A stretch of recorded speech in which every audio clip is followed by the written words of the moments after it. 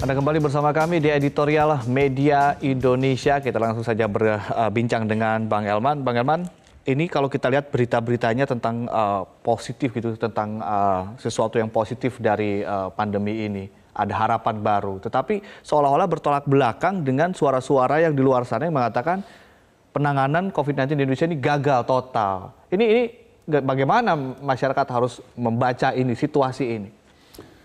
Memang sulit ya, Indonesia ini bukan aneh bin ajaib. Semuanya takut kepada COVID ini kan. Takut mati sebenarnya pada saatnya. Tetapi anehnya banyak juga orang pintar dan penakut itu justru selalu mengatakan kita gagal. Indonesia telah gagal memerangi COVID-19 katanya kan. Bahkan berani dia mengatakan angka-angka yang diumumkan oleh gugus tugas itu palsu katanya gitu kan. Tidak bisa dipercaya. Tidak bisa dipercaya. Sementara dia pun sebetulnya dia tidak paham sebetulnya COVID ini. Karena dia bukan ahlinya. Bahkan dia juga tidak pernah meneliti. Pertanyaannya mengapa dia sudah menyimpulkan. Bahkan ada yang mengatakan angka terpapar di Jakarta ini katakanlah misalnya dia bilang 4.000 sampai 8.000 gitu. Kan begitu kan. 40.000 sampai 80.000 dia bilang gitu. Nah ini kan sebetulnya kan pernyataan-pernyataan yang belum bisa dipastikan kebenarannya kan. Dan yang menyatakan adalah entitas resmi begitu, otoritas resmi di salah satu. Tapi dia bukan ahlinya gitu kan. Nah, harapan saya orang-orang yang nyinyir seperti ini, orang-orang yang tidak ahli, orang-orang yang tidak punya kapasitas untuk bicara tentang COVID ini, jangan bicara. Biarkanlah yang bicara ini gugus tugas, ya presiden, ya menteri kesehatan, gugus tugas di Jakarta, di daerah, dan ahli kesehatan. Bahkan statement-statement yang menyatakan bahwa meragukan data itu juga sampai keluar ke media internasional, begitu dinyatakan seperti itu. Ya ini yang menurut saya sih ya kurang elok lah, kurang elok. Sementara kita kan sedang berperang. Pemerintah, terutama saya lihat itu para medis, para dokter, bersabung nyawa. Dia menyabungkan nyawanya. Dia akan mengorbankan seluruh hidupnya untuk berperang. Tapi ada orang yang dengan senang hati, yang dengan gagah, dia bicara Indonesia gagal. Pemerintah telah gagal. Nah, kalau kita tanya angkanya dari mana? Ya ini, lagi-lagi dia asumsi. Bukan dari rapid test, bukan dari PCR, dan sebagainya. Buktinya kayak Jakarta misalnya kan. Ketika awal April, Jakarta ini menyumbang 50% yang terpapar di Indonesia secara nasional. Ya? Awal Mei sudah menjadi 39%. Itu angka apa? Itu palsu. Menurut saya inilah angka yang benar. Apa itu dinyatakan gagal? Ya enggak, sukses. Tapi kita ingatkan pemerintah, jangan terlena. Jangan terus bergembira ria. Justru keberhasilan ini harus dipakai oleh pemerintah untuk tetap meningkatkan pengetatan protokol kesehatan. Jadi tidak boleh ada pintu untuk mudik misalnya. Jangan dibuka sekecil apapun. Jadi jangan sampai ada rencana pemerintah kita akan buka. Tapi sekarang moda-moda transportasi sudah mulai dibuka lagi, Bang. Bagaimana Anda melihat ini? Ini kan sebetulnya kan jangan dipandang ini seperti kunci sudah dibuka. Ini kan ekstra ketat saya lihat. Saya lihat juga misalnya di Bandara Soekarno-Hatta ketat.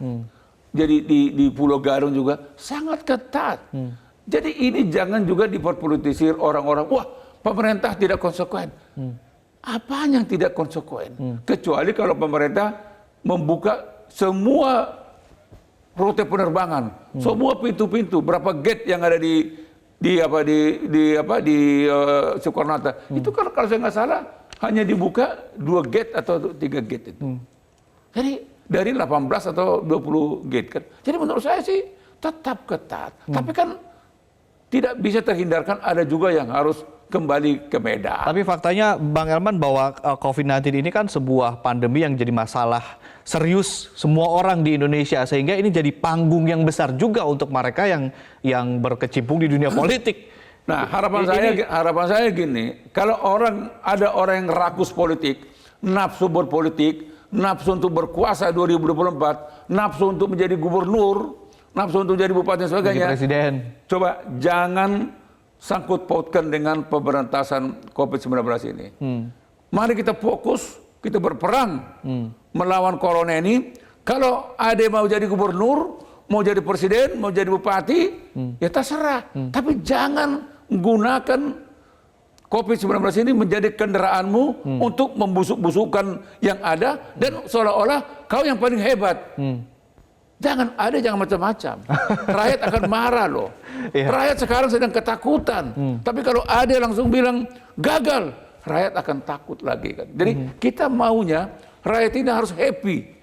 Dengan kegembiraan rakyat itu, imunitasnya pasti akan bertambah. Bang, sebagai kita juga masyarakat Indonesia juga perlu bukti begitu ya. Tadi Abang sempat menyebut di awal bahwa banyak rumah sakit saat ini tidak over kapasitas untuk COVID-19 begitu ya. Ada indikator-indikator yang mungkin kasat mata yang bisa kita lihat secara nyata mungkin dibandingkan dengan luar negeri bahwa Indonesia ini masih dibilang sukses lah untuk menerapkan penanganan COVID-19. Gini deh, mungkin kita kan sudah nonton itu bagaimana di Ekuador ya. Bergelimpangan itu mayat-mayat di jalan itu. Karena sudah nggak mampu. Sempat itu begitu. Setahu saya di Indonesia belum ada mayat yang terlantar di jalan raya sehingga bisa dikatakan angka kematian kita lebih tinggi daripada itu kan. Menurut saya sih semua dimakamkan selayaknya seperti protokol kesehatan. Jadi menurut saya sih jangan berlebihan lah. Kalau orang tidak ahli, jangan bicara COVID. Tapi supaya kita fair Bang, apa kritik terutama untuk penanganan COVID-19 bagi otoritas saat ini? Ya, kalau saya sih tetap kita kritik apa? Tolong pemeriksaan secara masif itu harus ditingkatkan.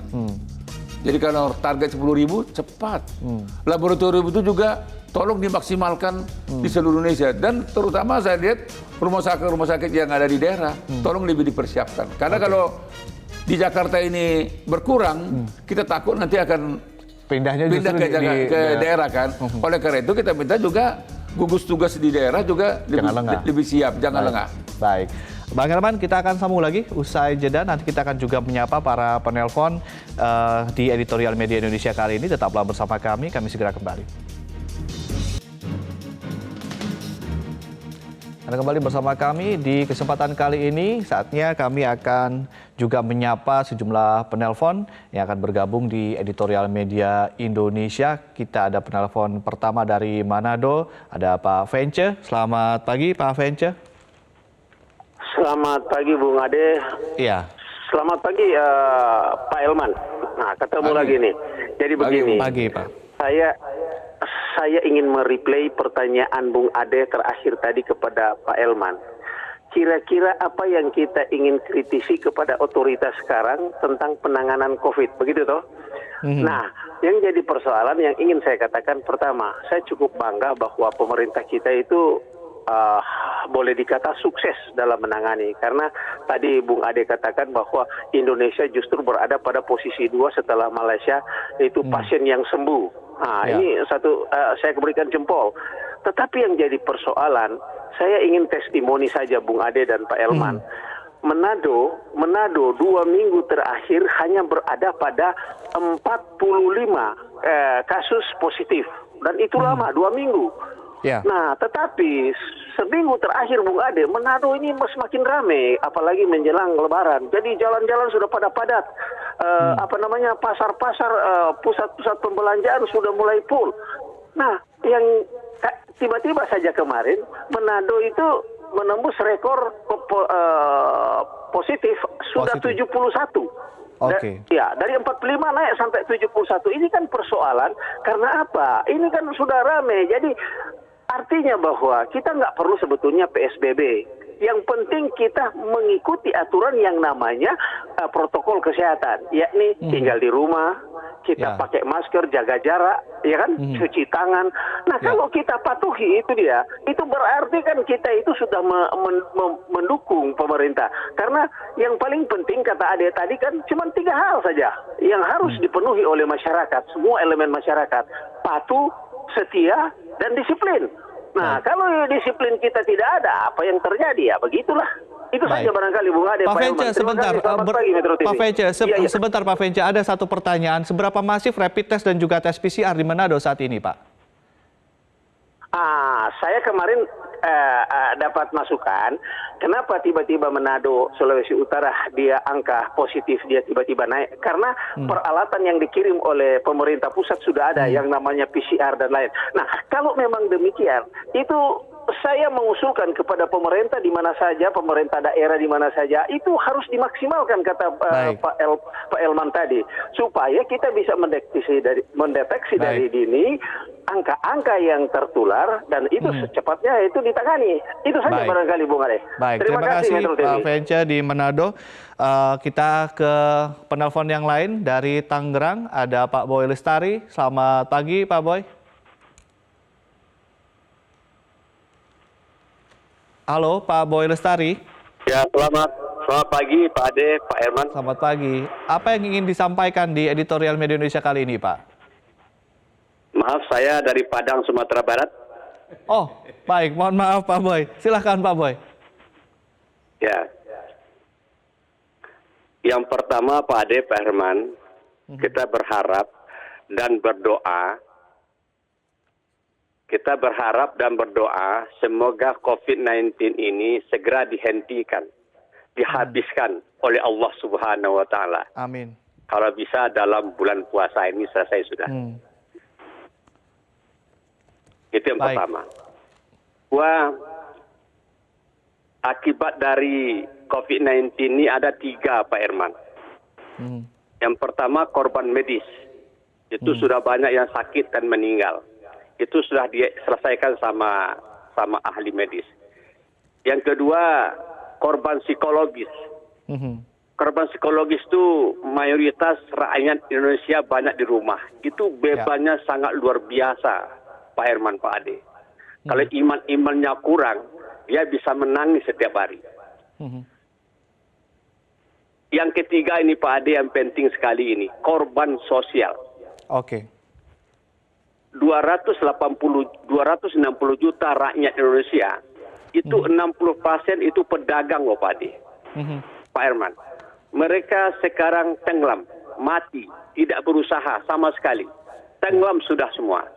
Nah, harapan kita dengan editorial ini momentum pemerintah sekarang ini dari mulai presiden sampai ke bawah, dari eksekutif, legislatif semua, momentumnya mereka mengorbankan harga dirinya, mengorbankan kekayaannya dan lain-lain sebagainya.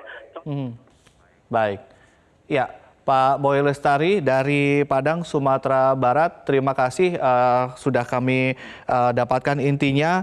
Dan ini unik juga, di Padang juga salah satu yang menerapkan PSBB saat ini ya, secara ketat di semua kabupaten dan kota di Sumatera Barat. Berikutnya kita ke Makassar, Sulawesi Selatan, ada Ibu Lia. Silahkan Ibu Lia, selamat pagi Ibu. Assalamualaikum. Waalaikumsalam warahmatullahi wabarakatuh. Silakan Ibu Lia, apa yang ingin Anda sampaikan? Ya betul, ini Pak, kan kita ini salah satu zona merah juga Pak ya. Dan juga sudah dilaksanakan PSBB. Tapi tingkat kepatuhannya sebenarnya sudah ada Pak ya. Yang kurang itu adalah kesadaran. Ya, kepatuhan itu kan berasal daripada himbauan atau aturan. Tapi kalau kesadaran itu berlari dari diri sendiri. Ada aturan, tidak ada aturan, ada himbauan, tidak ada himbauan. Kita harus sendiri tinggal di rumah. Mengikuti tadi itu ya. Jadi walaupun tidak ada aturan. Jadi ini memang kesadaran yang kurang Pak. Karena kalau itu saya bandingkan, karena saya itu kan sudah tinggal di rumah barangkali sudah 2 bulan Pak barangkali ya. Tidak keluar. Tapi ya lalu di depan rumah ini yang bikin sakit hati. Nah mereka inilah yang salah satu penyebab daripada merembaknya lagi tambahan daripada pasien-pasien yang lain. Karena yang lalu itu sama dengan hari-hari biasa Pak. Sebelum PSBB, setelah PSBB, dan ini sudah PSBB yang kedua Pak ya, barangkali kalau tidak salah sudah yang kedua untuk diminta pelanjutannya. Dan Pak yang di jalan itu masih seperti biasa ya, lalu lalang. Nah, ini tadi seperti tadi dikatakan dari penelpon dahulu itu tadi. Kalau kita lihat ini termasuk juga ini Pak, kalau saya lihat ini Pak ya, maaf ini kalau salah, karena hanya lihat di televisi karena kita kan tidak keluar ini Pak. Itu cara penyaluran bansos juga ini. Ini ada satu peluang ini. Karena ini juga memancing Ya, orang berkerumun karena penyalurannya ada yang tidak tepat. Nah, ini jadi barangkali juga penyaluran bansos itu barangkali juga sudah harus caranya itu harus jelas, cepat dan tepat sehingga tidak memancing juga korban-korbannya lain yang baru. Baik, terima kasih Ibu Lia di Makassar. Makassar tadi juga Ibu Lia mengatakan salah satu zona merah begitu ya, jadi salah satu epicenter di Sulawesi. Kita dari Pak Vence di Manado terlebih dahulu. Pak Vence mengatakan bahwa selama dua minggu 45 positif, tapi ternyata minggu-minggu terakhir ada 71, ada lonjakan. Yang kita khawatirkan begini, Bang Elman, di Jakarta sebagai epicenter terjadi penurunan, tetapi kalau kita lihat di daerah-daerah ada peningkatan. Seperti Papua juga datanya mengalami peningkatan. Ini bagaimana kalau menurut Anda gugus tugas di daerah-daerah ini harus lebih greget lagi untuk penanganan COVID-19 ini? Iya, yang harus mereka lakukan sebetulnya, kalau melihat perkembangan Jakarta sudah bagus, maka di daerah itu harus siaga kan. Jadi kepala-kepala daerah, Pak Gubernur, Bupati, Wali Kota, tidak boleh berpangku tangan, tidak boleh hanya baca koran, tidak boleh hanya nonton televisi. Tetapi dia harus melakukan monitoring, melihat perkembangan. Malah kalau menurut saya, walaupun daerah itu tidak menggunakan PSBB, kalau dipandang perlu, segera ajukan PSBB. Ini penting nih. Jadi jangan menunggu gawat baru PSBB. Jadi memang saya juga khawatir. Ini yang membuat fluktuatif itu kan. Jakarta sudah aman, di daerah malah bergejolak kan gitu kan. Jadi sama seperti yang dikatakan oleh Pak Pence tadi kan. Memang kalau dugaan saya ketika 45 itu stay selama 2 minggu, karena memang pemeriksaannya tidak masif. Tapi begitu pemeriksaannya mulai masif, langsung 75 kan. Kepada siapa kekhawatiran masyarakat ini? Karena tadi Pak Vence melihat di pasar mulai ramai, orang-orang mulai lalu lalang. Kepada siapa mereka harus menyampaikan aspirasi supaya oke, kita lebih baik PSBB saat ini dengan terus meningkatnya jumlah orang yang positif? Iya, saya sih berharap ya gubernur harus mempertegas kepada para bupati dan wali kota, camat dan lurah, kepala desa. Jeli terhadap data ini ya. Kalau ada kerumunan, segera bubarkan. Coba dicari cara. Seperti di Salatiga saya lihat kan bagus kan. Pasar tetap buka, tapi menggunakan trotoar. Jadi pasar itu tetap buka tiap hari, tetapi menggunakan protokol kesehatan. Jadi tidak perlu menumpuk. Kalau yang benar, contoh Salatiga, itu sukses itu. Jadi alur dari pedagang. Jadi alur pasar itu diperluas. Jadi jangan mempertahankan pasar yang ada. Pasarnya diperluas, gunakan jalan raya. Ada trotoar dan sebagainya. Jadi sehingga bisa digunakan pendekatan protokol kesehatan. Tapi kalau tetap bupati, wali kota, camat, lurah membiarkan pasar itu tidak bertambah, kerumunan itu tidak terhindarkan. Jadi oleh karena itu menurut saya seperti yang dikatakan oleh Pak Boy Lestari tadi dari Padang. Dari Padang ya. Memang para pejabat khususnya harus berkorban lah. Berkorban untuk apa? Bagaimana supaya virus corona ini bisa lenyap dari bumi. Bukan justru cari panggung ya. Jangan cari panggung. Jadi maksud saya masing-masing kepala daerah harus berusaha corona itu harus lenyap di daerahnya. Dan yang melenyapkan itu jangan menunggu dari orang lain. Lenyapkan oleh diri sendiri. Itu yang dikatakan tadi Ibu Lia. Ibu Lia di Makassar, kesadaran. Harus kesadaran, harus patuh, taat dan disiplin. Dan ini harus dimulai dari pimpinannya. Tapi yang menarik Bu Lia juga mengkritisi bagaimana pendistribusian bansos yang membuat orang berkerumun karena memang ada yang ternyata pembagiannya tidak tepat. Nah ini nanti kita akan bahas Bang Elman usai jeda. Masih ada pertanyaan dan juga komentar dari Bu Lia dan juga dari Pak Boy yang mungkin kita bisa ulas di segmen berikutnya. Dan pemirsa tetaplah bersama kami, Editorial Media Indonesia segera kembali untuk Anda. Ya, kita kembali berbincang bersama Bang Elman Saragih. Bang, tadi ada dari Pak Boy di Padang dan juga Bu Lia di Makassar. Kalau Bu Lia di Makassar, ini selain menitik beratkan soal kesadaran yang masih rendah, tetapi juga ternyata penyebaran atau pendistribusian bansos di Makassar, di tempatnya dia berdomisili juga masih mengundang kerumunan. Ini bagaimana kemudian kesadaran dari pemerintah daerah, gugus tugas di daerah, terutama dinas sosial misalnya ketika melakukan pendistribusian bansos ini? Memang yang menjadi soal dari kita sejak dari dulu memang menyangkut soal kesahihan daftar kependudukan ini kan. Padahal sebetulnya tidak terlalu sulit ya. Kalau cacah jiwa itu ya, kalau dulu kan namanya cacah jiwa kan. Nah, kalau itu dimulai dengan kejujuran aja dari RT, lingkungan misalnya kan, itu kan ketua RT kan pasti tahu semua orang yang ada di daerah dia kan. Harapan saya sih pembagian bansos ini jangan juga dimanfaatkan. Jangan dimanfaatkan untuk kepentingan terselubung. Oh, politisi yang ikut foto di situ. Jangan. Jadi ini betul-betul digunakan untuk mereka yang memang sangat memerlukan. Rakyat sekarang kan sudah terdampak dengan COVID-19 ini. Makanya mereka perlu disentuh dengan bansos. Jadi pertama, sampaikanlah itu kepada orang yang berhak.